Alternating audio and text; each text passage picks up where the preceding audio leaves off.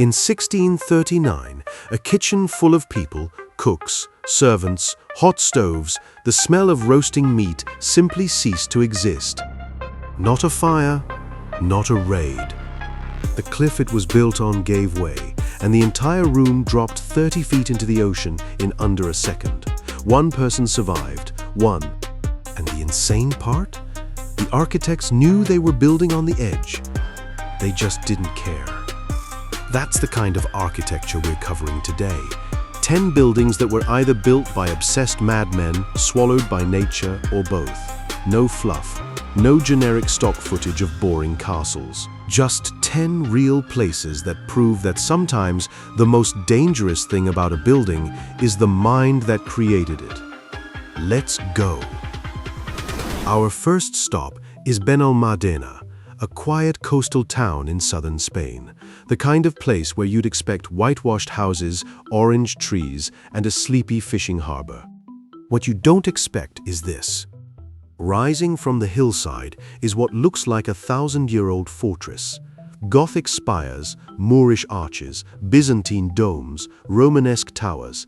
It looks like someone took every architectural style from medieval Spain, threw them into a blender, and then carved the result out of solid stone. But here's what makes this place genuinely insane. It was built in 1987. Not by a construction company, not by a team of architects, by one man. A surgeon named Dr. Esteban Martin. He was a successful doctor in the United States, good career, good income, and then one day the idea took hold. He quit medicine, moved back to Spain, and decided he was going to build a monument to Christopher Columbus. No blueprints, no engineering degree, no cranes, no master plan. Just him, 2 stonemason assistants, and 7 years of pure, focused obsession.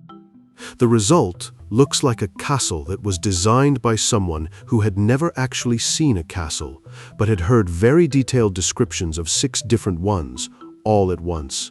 Gothic spires crash into Moorish archways. Byzantine domes sit next to Romanesque towers. The facade is covered in so much carved detail, figures, reliefs, symbolic imagery, that the stone actually looks soft, like melting wax or an enormous wet sandcastle. And it's all intentional. Dr. Martin encoded the entire story of Columbus's voyage into the architecture. The building is shaped like a ship, its bow pointing west toward the New World. Hidden in the stonework are the outlines of the Santa Maria, the Pinta, and the Niña. This is not a building, it's a 2,000 square meter stone book that one man spent 7 years writing by hand. It gets weirder inside. He managed to build the smallest church in the world, certified by the Guinness Book of Records, floor area 1.96 square meters. The priest fits. The congregation stands outside. Dr. Martin died before the world caught up with his vision. For years, local architects called it kitsch, a monument to bad taste. Today it draws thousands of visitors who come specifically to see what one completely obsessed human being can build with a dream, 2 helpers, and absolutely no formal training. That's not bad taste, that's a manifesto in stone. Number 9. Scotland, misty hills, ancient forests, the kind of landscape that makes you want to lower your voice. And then you see this. Kelburn Castle is a genuine 13th century fortress, 800 years old, belonging to the same aristocratic family for every single one of those centuries. It has witnessed knights, kings, and more Scottish history than most textbooks bother to cover. It also currently looks like someone let a Brazilian carnival crew loose on it with unlimited spray paint.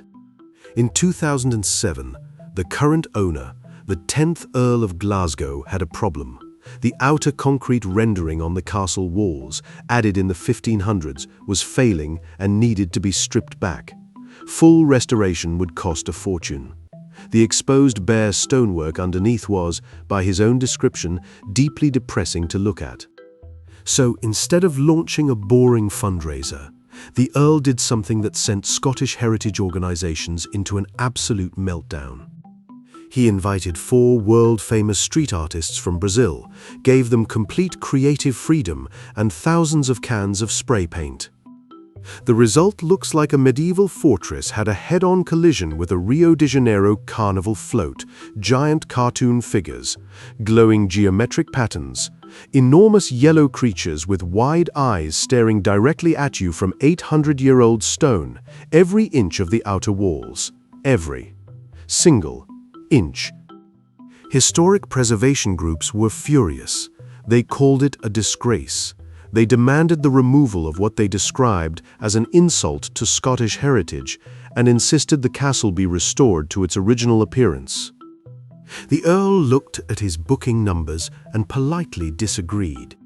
What was supposed to be a temporary installation has now lasted nearly 20 years.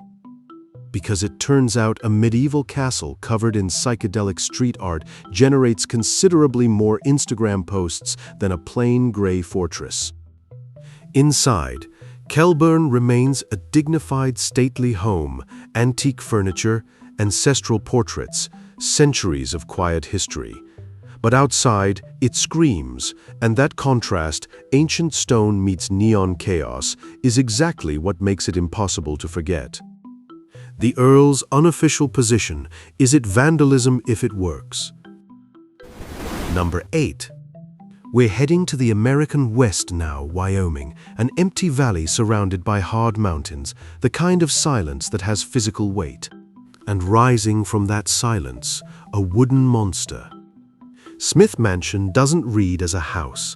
It reads as something that grew on its own, floor by floor, completely indifferent to physics and building codes. Balconies hang at impossible angles, staircases lead to blank walls, entire rooms extend over open air with nothing underneath them. Francis Lee Smith was not a madman. He was an engineer. He had a family. He wanted to build them a home. What he built instead consumed 12 years, his marriage, and ultimately his life. Smith had no blueprints. He built by instinct, adding a floor when it felt right, extending a balcony when the mood struck. Parts of the structure have no nails, no architectural logic, no consistent plan. It's a wooden improvisation that eventually reached 7 stories. His wife left. She took the children, the endless construction, the chaos of raw lumber and sawdust and strange angles. The home that never became a home, she couldn't stay. Smith didn't stop. He kept building. He slept on bare boards. He spent everything he earned on new materials. He ate his meals surrounded by sawdust and half-finished walls. He was building something. He just didn't know what it was or when it would be done. The end came on a windy day near the top of the structure, the thing he'd spent over a decade creating floor by floor with his own hands, a fall, no witnesses. Smith Mansion still stands. No one lives in it. No one has tried to finish it or take it down. Local people leave it alone. When the wind moves through the gaps in the boards, the building makes sounds that visitors consistently describe the same way, like breathing.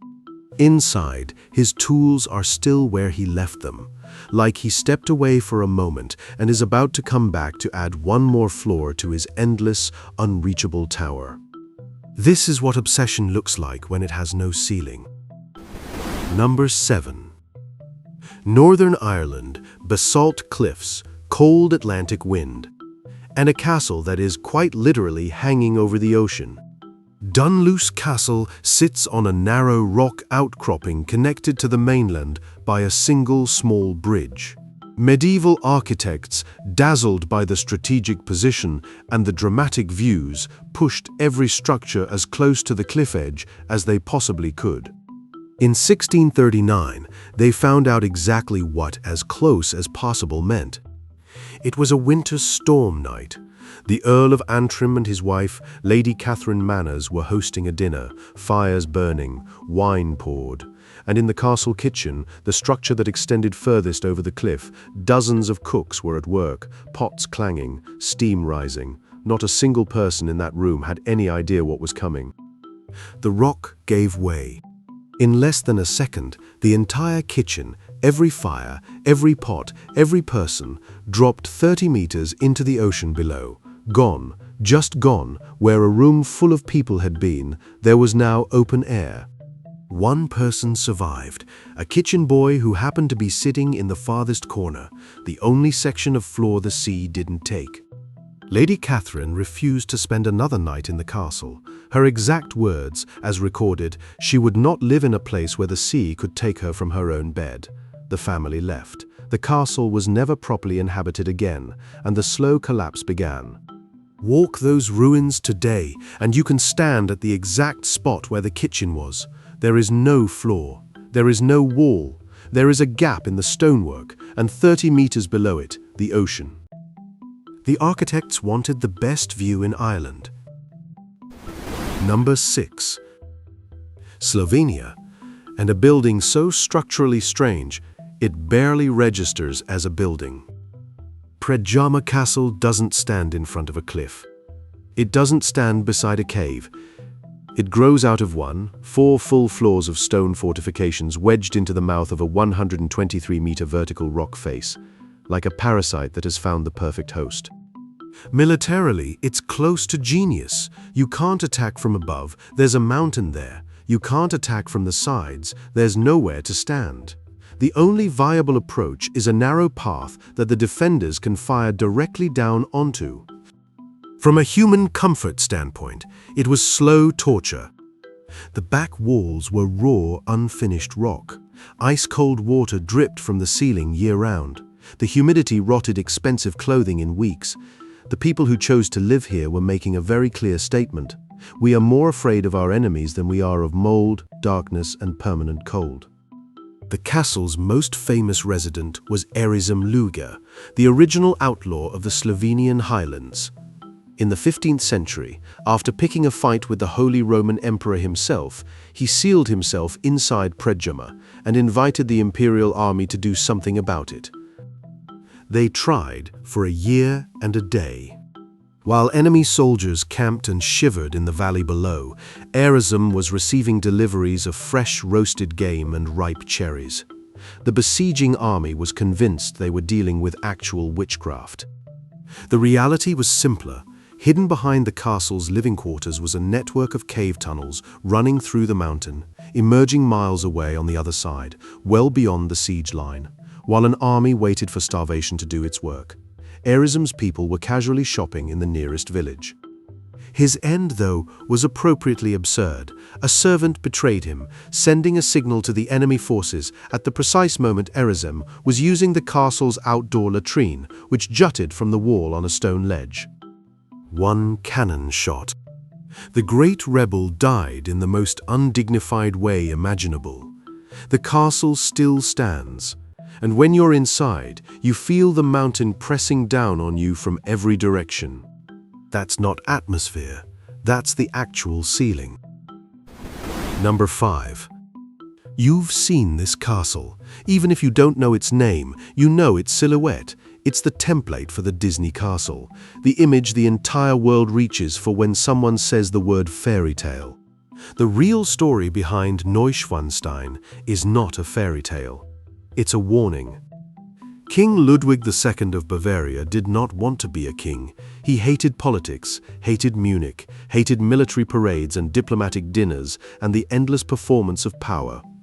What he actually loved were the operas of Richard Wagner and the mythology of medieval knights. So he built an escape. Neuschwanstein was never a real fortress. It wasn't designed to house armies or withstand sieges. It was a stage set, an impossibly expensive, technically advanced, breathtakingly beautiful stage set built for an audience of exactly one. Inside his private chambers, an artificial grotto with a full waterfall and colored electric lighting. In the 1880s, electric lighting in a private residence was barely within the realm of the possible. The carved woodwork in his bedroom alone took 14 master craftsmen 4 years to complete. Every room was a recreation of a scene from Wagner's operas. While the people of Bavaria quietly wondered where their taxes were going, Ludwig drifted further from reality. He started sleeping through the day and walking the empty halls alone at night, living inside the story he'd built for himself. Servants reported that he seemed to believe, at some level, that the world inside the castle was the real one. When his debts exceeded 14 million marks, the government acted. A committee of doctors, who had never personally examined him, declared him mentally unfit to govern. He was placed under house arrest at another residence. 2 days later, they found him in the lake. The circumstances have never been fully explained.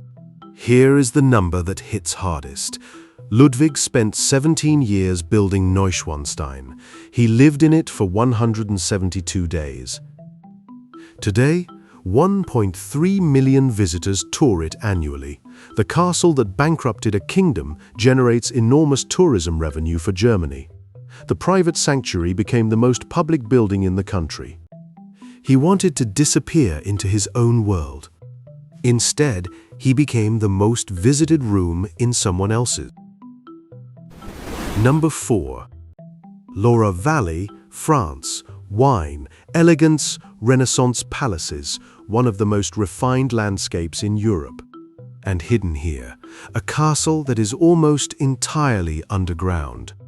From above, Château de Brézé looks like a perfectly appropriate Renaissance palace, composed, well-maintained, exactly what you'd expect from the Loire Valley, but walk to the edge of its moat, the deepest dry moat in Europe, 18 meters straight down, and something shifts. Because the real castle is beneath you, carved directly into the bedrock over 5 centuries, an underground city.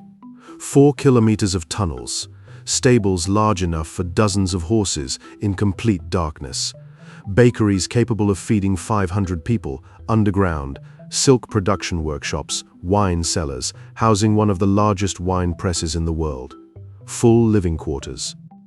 An entire parallel civilization, hidden under 40 feet of solid rock. The owners of Brézé were so comprehensively afraid of the outside world that they decided to duplicate their entire lives underground, just in case. Constant temperature, 12 degrees Celsius, year-round. Light source, torches. Air quality, damp, cold, close. They built a magnificent palace above ground and then spent the majority of their time hiding from the sun in the tunnels beneath it. Stand in those tunnels today and you feel 2 things at once: claustrophobia and a kind of awed disbelief at the sheer scale of what was carved by hand in solid rock across multiple generations, all driven by fear. Château de Brézé doesn't look at the sky. It buries itself in the earth. And somewhere in those 4 kilometers of tunnels, you can feel what it meant to live in a beautiful prison you built yourself. Number 3. Belgium. Dense forest. And a neo-Gothic castle with 500 windows, countless pointed towers, and a central clock tower that once dominated everything around it. Miranda Castle was built in the 19th century by a noble family that had fled the French Revolution and wanted to build something that said permanence. The architect was English, the construction was meticulous, every detail was made to last. It lasted until 1991, when the Belgian railway company, using it as a children's summer camp, decided maintenance was too expensive and simply walked away. And here's where it gets genuinely insane. For the next 25 years, every serious attempt to save the building was blocked by the family that owned it. Preservation groups, hotel developers, cultural centers, private investors willing to fund full restorations. Every offer, every proposal, every plan turned down. The family refused to sell, refused to grant access, refused everything. And watched, year by year, as their ancestral home fell apart. The roof collapsed inward, floors disintegrated, birch trees forced themselves through empty window frames and grew into the ballroom. Children's toys from the summer camp, still sitting in corners where they'd been left in 1991, slowly disappeared under mold and dust. People who broke in to document it described the interior as the most convincing post-apocalyptic environment they'd ever entered. Not a film set, A real building, decaying in real time, in absolute silence broken only by dripping water and groaning beams. In 2016, the structure was declared dangerous and demolished. Miranda Castle wasn't destroyed by war, wasn't destroyed by time.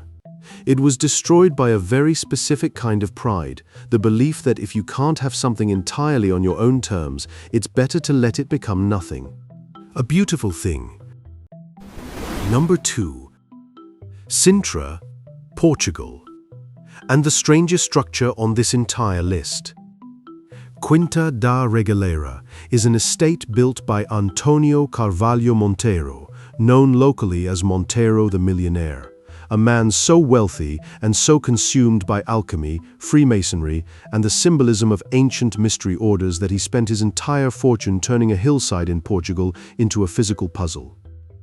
The estate is full of strange things: towers, grottos, hidden passages, symbolic gardens. But the object people travel across the world to see is underground, invisible from outside. You have to know it's there. The initiation well. There has never been water in it. It is not a well. It is a tower, a full, ornately decorated tower with carved arches, stone columns, and a spiral staircase running along its interior walls. Built straight down into the earth, 27 meters deep. The equivalent of a 9-story building, inverted, descending into the bedrock beneath the garden. When you stand at the edge and look down, the staircase spirals away from you into darkness, and your brain, which has been wired since birth to expect a surface below you, simply cannot process what it's seeing. The 9 flights of stairs referenced the 9 circles of Dante's Inferno directly. The intended experience was initiatory. Descend through symbolic darkness, complete the journey, emerge transformed from a different point entirely. On the floor at the bottom, a Templar cross inscribed in an 8-pointed star, surrounded by Monteiro's personal coat of arms. And it continues. From the bottom of the well, tunnels extend through the bedrock in multiple directions, connecting to grottos, to waterfalls, to a second wilder well, to other parts of the garden. The system is deliberately designed so that you enter at one point and surface somewhere completely different, with no reliable sense of how you traveled there. Monteiro built this to make people feel exactly one thing, that they are very, very small. Stand at the bottom of that well. Look up at the circle of sky 27 meters above you. And tell me it doesn't work. Number 1. Open water, grey Atlantic swells rolling in from the north, and rising directly from the sea, a cluster of steel towers on thin metal legs that look like they were left here by something that no longer exists. The Maunsell forts stand in the Thames estuary off the English coast. They were built in the early 1940s, when German bombers were making nightly runs over Britain and the Royal Navy needed anti-aircraft platforms in locations where there was no land to build on. Engineer Guy Maunsell's solution: create the land, sink massive concrete bases to the seafloor, bolt steel platforms to the top, connect them with narrow walkways, station soldiers there. Each cluster consisted of 7 towers, a command platform in the center, gun platforms positioned around it, all connected by bridges barely wide enough to pass another person. The soldiers who lived here did so for months at a time, with the open sea in every direction and the constant sound of diesel generators that never stopped running. They developed what they called fort fever, a particular kind of isolation madness specific to standing on a steel box in the middle of the sea, with nothing beneath you but rust and black water indefinitely. When the war ended, the forts were simply abandoned, left exactly as they were. Then in the 1960s, pirate radio stations moved in. Enterprising DJs climbed the corroding ladders, installed transmitters, and broadcast to millions of listeners across Britain, operating in international waters outside British law, completely untouchable. One fort went further. In 1967, a man named Paddy Roy Bates claimed Ruff's Tower as sovereign territory and declared the Principality of Sealand an independent nation with its own flag, currency, passports, and constitution. When British vessels approached, he fired warning shots. The courts ruled they had no jurisdiction over international waters. Sealand still technically exists today. The forts are collapsing now. The connecting walkways fell into the water long ago. The steel is eaten through. Inside, old newspapers, military logbooks, broken equipment, all perfectly preserved in the salt air, untouched since the 1950s. Approaching by boat is considered genuinely dangerous. But they're still out there, standing in the water, rusting, not gone yet.